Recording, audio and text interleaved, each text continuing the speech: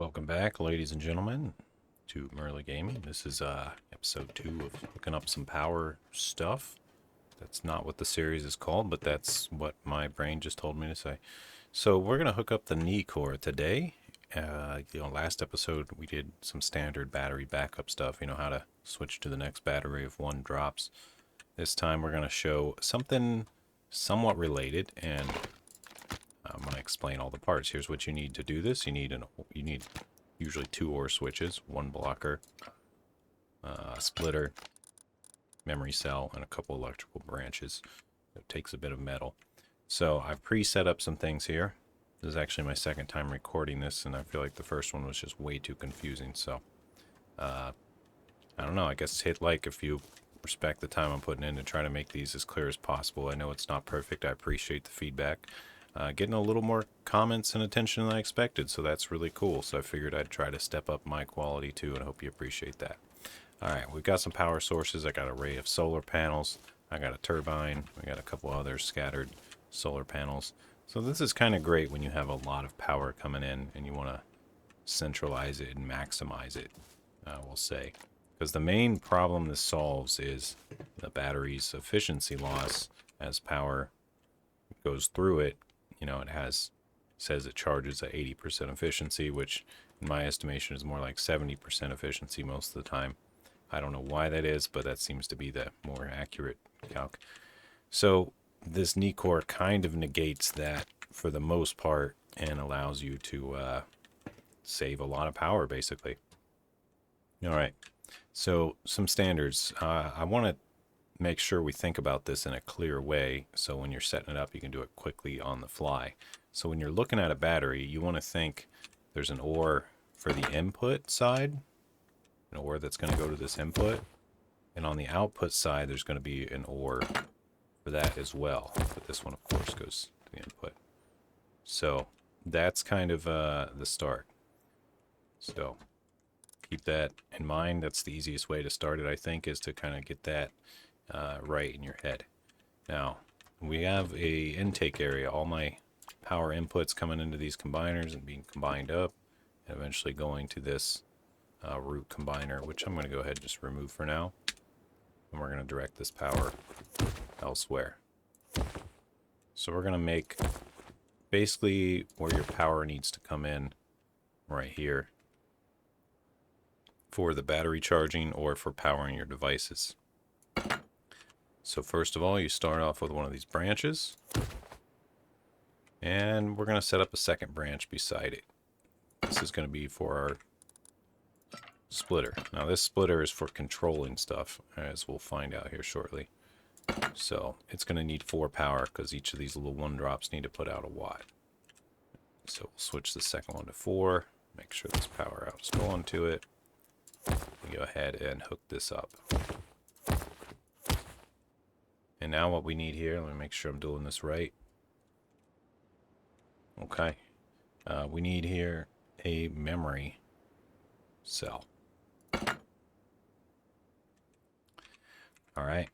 And this main power out goes to the memory cell. And the splitter is going to run to both the set and reset.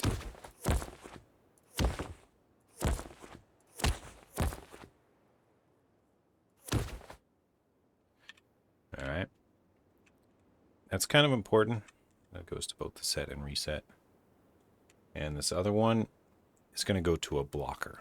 Okay, because what we want to do here is basically say, as long as enough power in is coming into the power our devices, so you want to set this to your device power. We're going to say it's 80-ish for now. As long as at least 80 is coming in and a little extra, like 84, we're going to basically set this memory cell. And that'll make the output come out this side. We run this to the other side of this OR from the battery out. Now at this point we don't want the battery providing power, so we need a blocker on the battery side, and that's where this last drop comes in. It blocks anytime it's getting enough power to supply from the charging. Oop, wrong side. It goes to the block pass through. And of course, this battery is going to actually go to the blocker, and then from the blocker to here. So what this means is when it's no longer charging enough, it doesn't have enough charge coming in, it's going to unblock from the battery, and this ore will no longer be getting power from the right side. So basically the battery will take over. So the next thing to do here is to get the battery charging. Now the easiest way to do this is you take this, whatever's excess, so whenever your main power charging things, I don't know what you call these, try not to confuse it with battery, your main power income, I guess, we'll call it power income. Whenever that's sufficient, and this is all going through, you can say, okay, whatever's extra, go to the battery. I put it in B there, I'm going to switch it to A. And the other case here, make sure I'm doing this right here, is this side. So when this thing is reset or not being used, it's inverted, it's going to take basically all the power, right? So if it's not enough to reach the max 80, it's going to take whatever it does happen to have and put it into this ore. And that is it. So what you'll notice at this point is, well, here's your new power out, and you can run it to your things. And you see it's getting 78, and these are all lit up. When this is red right here at the bottom of this memory cell, it means that your battery is running. But right now, the battery is not running. The battery is only charging up. It's charging for 12, but 0 is being used. So it's a nice, steady trickle charge, and it's not being drained at all. Yet we still have 78 power available. So keep in mind, whatever you set this to, it's 2 less. So let's do a little calculating for what we're gonna run. Let's say we want to run these 6 turrets, which is 60 power. If we want to have alarms hooked up to them or use these other little nodes or whatever, we'll say it's 1 extra power. So we can say they take 11 each, just for sake of example. But you can go with 10 if you're not using any of these. So 11 times 6 is 66. We need 66 power for those. And I've already got them hooked up to these branches down below, and everything's set to 10. Okay, we're going to go with the 10 calculation since these are already 10, but just keep in mind if you want to use those, you need to calculate for 11. So these are all ready to go, and one of them on the very end is not hooked up to anything. So this is kind of our little power grid for those. So all we do is, I'm going to change this color. We hook this one through the ore, of course. And now we've determined we need 60 power. If we set this to 62, it should get 60 out here. And with electrical branches, the nice thing about them is they don't drain the extra, they don't use 1 watt extra to do things. They're all targeting me. But as you can see, it's not quite getting enough. 1, 2, 3, 4, 5, 6. I guess they are using the 1 power. Okay, I guess there's some confusion about that. It's the patch coming up that's going to change that. So this might come out. It'll probably come out before the patch. But the next patch is actually going to rework some electronics. Keep that in mind. These are all going to use 0 power. So this will probably be accurate at that point. But right now, we need 6 more power. So let's add 6 to this and just call it 68. And let's make sure the last one turns on. Okay, very good. So it takes... There's something weird about this. Like, it takes 68 to power all those, right? But it actually is only going to drain 62, I believe, oddly enough. That's just the oddity with these, is they require more than they actually use. Like, 1 more than they actually use. I'm not sure why it's like that, but it'll probably change. Okay, so that's cool. We can also test, we could wire them, we could see how it does with these 3 components, which will drain 3 more watts, but only require 65 instead of 68. All right. Well, don't worry about that too much. Either way you do it, I think is fine. Disadvantage mainly with these electrical branches is even if this thing comes unhooked, they still use up the power. So these are going to use 10 watts even if the turret that's hooked to gets destroyed. That's the main disadvantage. Whereas these splitters, they will stop using power if the thing becomes unhooked. So I don't know. You use whatever you think's best for your situation. Usually use a combination of both, or if I have a nice thing that needs an even, if I need exactly 2 or 3 drops for, I don't know, furnaces or something, I might use a splitter, a branch into a splitter, something like that. All right, but that's it. That is the NIH Core. It's really that simple. It's going to save you a lot of power. This thing is going to be charging up. It's charging for 45 while it's powering everything through the circuitry. So we're not getting encumbered by that, the loss, the having to put all the power through the battery and then it just come out the other side of the battery and getting that 20 to 30% power loss on this initial turret, which basically ends up charging your batteries more. And during times of low power or low wind, low light, whatever it may be, it will switch over to battery, and by then usually your battery's fully charged and will do just fine. So let's just, for example, say, let's unhook some of these maybe. Say there's not enough power coming in. We'll unhook, let's go with the turbine, I think. Is the turbine even hooked up? I think I got it hooked up over here onto this, yeah. So we unhooked that, which was providing 75. It's still, okay, and now it doesn't have enough. You can see this turned red, and you can check what the circuitry did as well. You can see that now this is active usage 62. That's what I was talking about. You notice that it needs 68, but it only uses 62 with these branches. It's weird. It's weird. So it needs a power for them, but it doesn't actually draw that power. It's so weird. Splitters do draw the 1 extra power. So just keep that in mind, I guess. It's a weird oddity with power. I'm imagining it's going to change by the time this, the next patch when they're reworking a lot of these. So what you can see here is basically we're getting an input. We're getting 100, a full 100 coming in, and just happens to be 100 exactly. Interesting. And then we're draining 62, but you can see the battery is just still draining. It's actually going down even with 100 watts charging and only 62 being used. The capacity is going down. So right here we're witnessing like a 40% loss, I guess, because it's not able to keep up with this active usage. So that makes this NIH Core even better because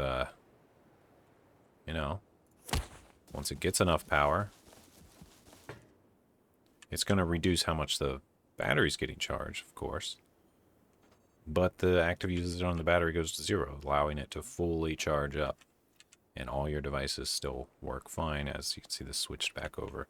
I think I've explained it enough. That's basically it. It's very cool. I've started using it in my standard of power designs.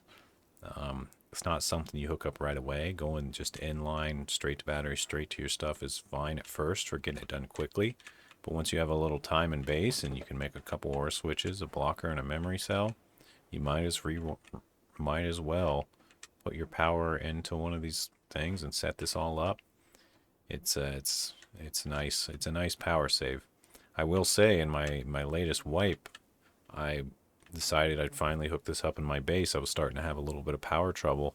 It was getting on the verge of, when you're about at capacity and you need to add more stuff. And I was like, instead of adding more stuff, instead of adding another turbine, I'm going to hook up this NIH Core and see how it does. And it was perfect. I hooked up the NIH Core. It allowed me to hook up several more turrets and not hook up any more power sources. Basically, it was perfect.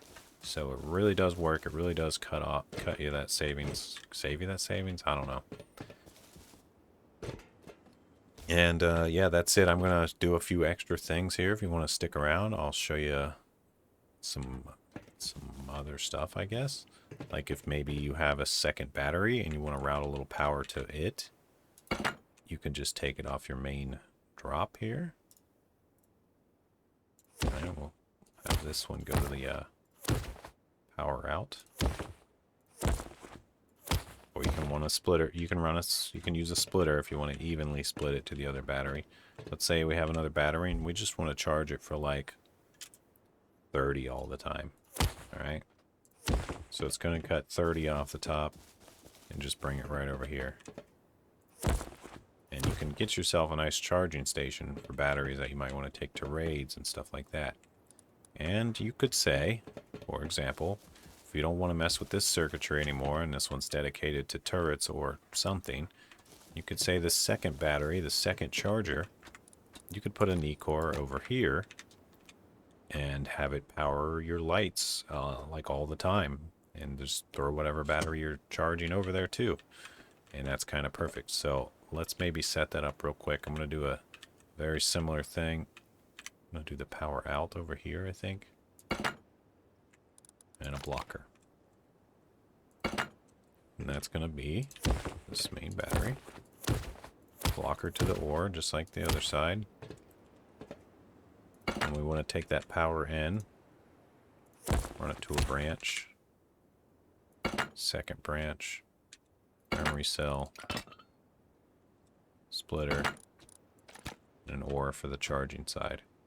And then wire it all up. Set this to 4 on the second one, of course. Hook it to splitter. Hook to set and reset on that. And hook to the blocker on this one. And then this goes to your devices that you want to power. Maybe we'll do a few lights or something.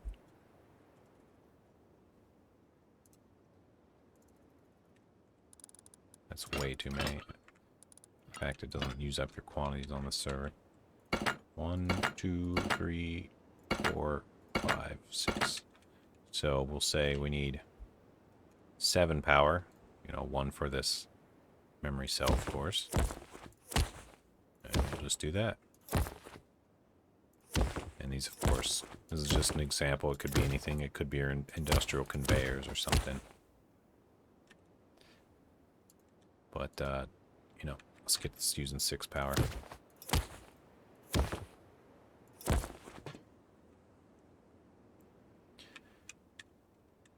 And what else do we need here? Okay, this additional power out goes to the ore, the battery charging.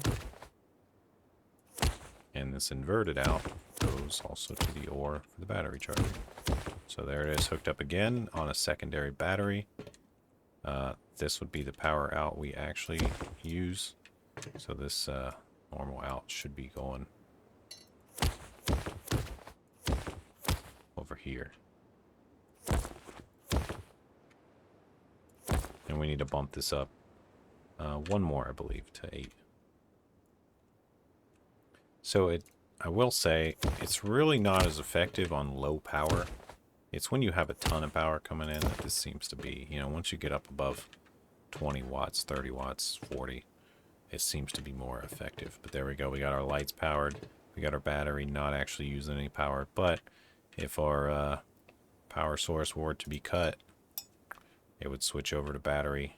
It just uses 8. Keeps powering our lights. But of course, at that point, it will start draining the battery. So, yeah, I guess you can get creative with this information and do all kinds of cool things. As you add in more power, you can just bring it right into this, split it off how you want. It does kind of introduce a centralized power system or a power input system, meaning that, if a raider hit this specific spot, it would cut your power intake totally, but you would still have these batteries fully charged, basically. That would last an hour or 2. So hopefully that would be sufficient to get things back up. But there's a lot of theory on that, depending on how your base is and your compound is, and I don't want to get too deep in the woods with that, but hope you've enjoyed setting up this NIH Core. Let me know how you use it and if you find it effective. And feel free to leave any other tips or whatnot down below. I'll see you guys in the next one. Matt out. Peace.